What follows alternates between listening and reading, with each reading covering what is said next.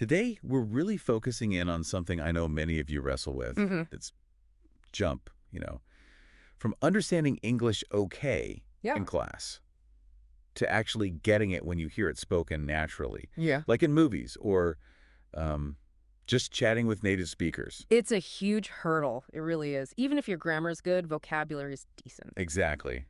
It can feel like hitting a wall sometimes. It can because, well, classroom English is foundational, obviously, but it often runs at a different speed. A different vibe altogether. Totally. Think of it like reading sheet music versus hearing a live jazz band. Oh, I like that. The basic notes are there, sure, Yeah. but the rhythm, the improvisation, Yeah. that's the real thing. Right. So our deep dive today has a really clear mission. Okay. We want to unpack the best daily listening habits, the practices that will help you break down that wall and genuinely speed up your path to fluency. Good mission. We've got a great conversation to dig into, loads of practical tips, real examples you can use straight away.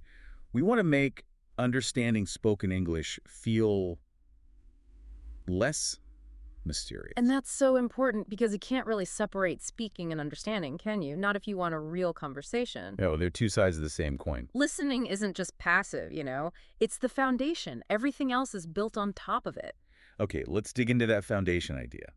Why is listening so fundamental? It feels obvious, but let's really explore it. Well, think about it. Fluency isn't just about talking, is it? It's the whole exchange. Understanding what's coming at you. Exactly. And responding naturally. If you can't follow what's being said, even if you speak beautifully, you're kind of lost. Like trying to navigate blindfolded. That's a good way to put it. Yeah, you miss all the cues. And the source material we looked at brings up a great point about how we learn our first language. Ah, the baby analogy. Right. Babies spend ages, months just soaking up sounds, the rhythm of the language around them. Before they even say mama or dada. Precisely. All that listening, that input, it's priming their brains, building the whole framework. So it's not just learning words, it's absorbing the whole system, the sound, the structure. Exactly.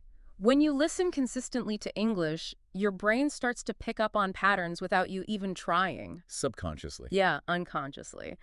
Grammar patterns, common word pairings, collocations, even just the melody, the intonation. And that leads to speaking more naturally. It does. You start responding more quickly, more intuitively, less translating word for word in your head. More automatic reactions. Right. The brain's amazing at spotting those patterns if you give it enough input, enough data to work with. Okay, so consistent listening, non-negotiable.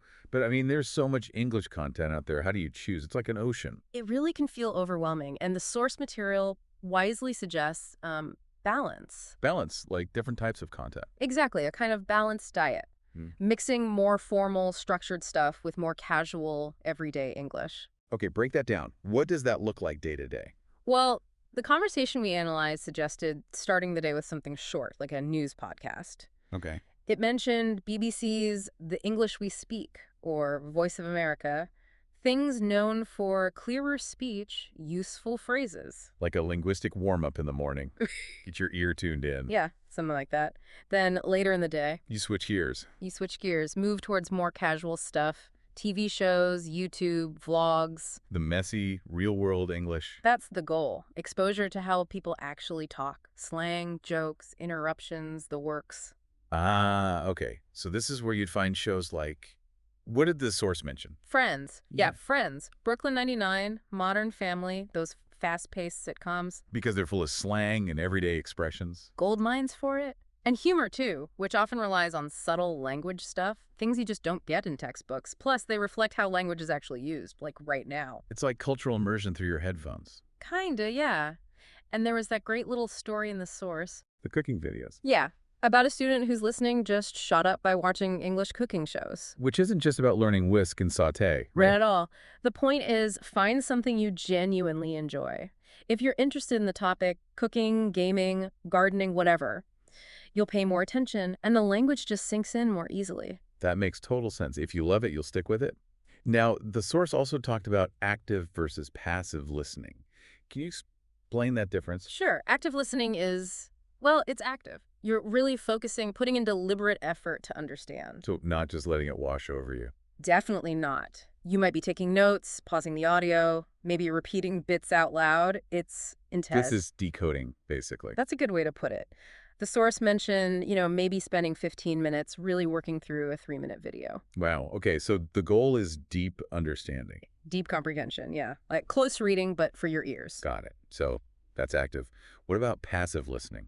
Passive is the opposite, really. It's having English audio on in the background while you do other stuff. Like chores, commuting, walking the dog. Exactly. The main goal isn't necessarily to understand every single word. It's more about just soaking in the sounds, immersion. Precisely. Your main focus might be elsewhere, but your brain is still getting accustomed to the rhythm, the intonation, the general flow of English. Even if you're not consciously analyzing it. Right. It's less intense, but still valuable for building that familiarity over time. Research even suggests your brain is still subconsciously picking up patterns. And the recommendation is to do both, active and passive. Absolutely. A mix is best. The source suggested something like maybe 10 minutes of focused, active listening, Okay, and then maybe 30 to 60 minutes of passive listening sprinkled through your day. that sounds manageable. You get the focus practice and the broader exposure. Exactly. Best of both worlds. Right. So we know what to listen to and how to approach it. What about specific techniques? Things we can actively do while listening. Yeah, the source had some really good ones. Shadowing is a big one. Shadowing. Explain that. It's basically listening to a sentence or a phrase and then immediately repeating it out loud. Trying to copy the speaker As exactly. close as you can get, focusing on their pronunciation, the rhythm, the speed. That sounds hard. What if you mess up or can't keep up? Oh, you will mess up, especially at first. That's totally normal. So don't get discouraged. Definitely not. Just pause, rewind, try again. It's like a workout for your mouth and your ears, getting them to work together. Persistence is key. A vocal workout. I like that. Okay, what else? Using subtitles strategically, that's another good one. How so? Always on, always off. Start with English subtitles on. That helps connect the sound to the written word. Okay, makes sense. But then as you get more comfortable, try watching without them. Gradually reduce your reliance on them. Like training wheels for your ears. Exactly. Take them off when you feel a bit steadier. And another tip, keep a notebook. For new words. Yeah, or interesting phrases. The source gave examples like, I'm in, or that's up to you. Little chunks of natural language. So you actively collect these useful bits. Then what? Then you use them. That's the crucial part. Try to slip them into your own speaking later. Make them active. Right. Or, even better, say them out loud right after you hear them. Combine listening and speaking right there. Helps it stick. That's a great way to make it active. Now, even with all this practice, the source acknowledged that understanding native speakers in, like, real time can still be tough. Why is that? Yeah, that's a really important reality check. Real-life conversation is often way different from, say, a carefully scripted podcast. Faster, Messier. Both. Native speakers talk fast, they use tons of idioms, slang, they interrupt each other. Pronunciation isn't always crystal clear. Exactly. It's not textbook English. The source pointed out those common sound changes. Like, I don't know, becoming dunno. Yeah, or did you eat? Squishing into did you eat? Those little shortcuts. Very common. And confusing at first. But the more you listen to natural speech, the more your brain learns to recognize those patterns. It just takes exposure. Training your ear for the reality, not just the ideal. That's it. Consistent exposure is how you learn to decode it. And the source had that interesting idea about recording conversations. Yes, though, very important. With permission from everyone involved. Of course. Ethical recording only. Right.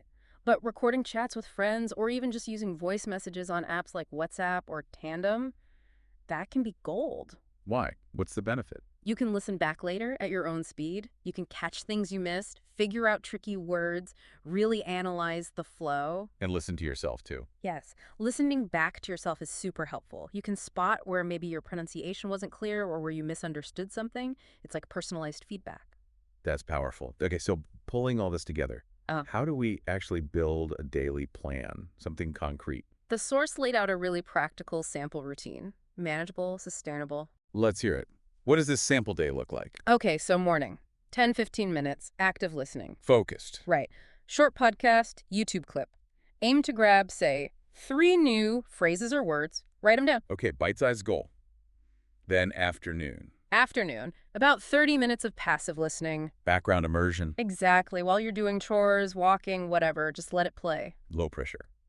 And evening. Evening. Another quick focus burst. Maybe 10 minutes of that shadowing technique we talked about. Practicing pronunciation and rhythm. Yep. Use a clip from a show or movie.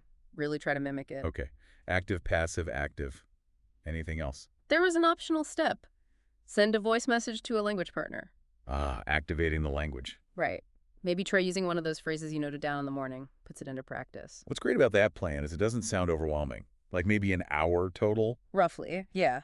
And the source stressed that consistency with even just that hour a day can make a huge difference over time, both listening and speaking. That's encouraging. Now, there was also that quick list of bonus tips at the end. Can we run through those? Absolutely. Rapid fire first. Yeah. Use playback speed controls. Slow it down if needed. Definitely. Yeah. Especially with fast talkers or tricky content, don't be afraid to slow it down. It helps comprehension massively. Good one. Next. Choose stuff you actually like. Enjoyable content, not just purely educational stuff. Right, the engagement factor again. If it's fun, you'll learn more. Totally. Third, listen multiple times. Don't just listen once and move on. Re-listening helps catch more details. Exactly. First, listen for the gist. Second, for vocab. Third, maybe for pronunciation nuances. Makes sense. What else? Use transcripts if they're available. Follow along. Helps connect sound and text again. Yep. Especially for tricky words you keep missing. And the last bonus tip. The final one was more mindset. It's okay not to understand everything. Permission to be imperfect. Exactly. Especially early on. Focus on progress, not perfection. Celebrate the small wins. Don't get bogged down. Every little bit helps.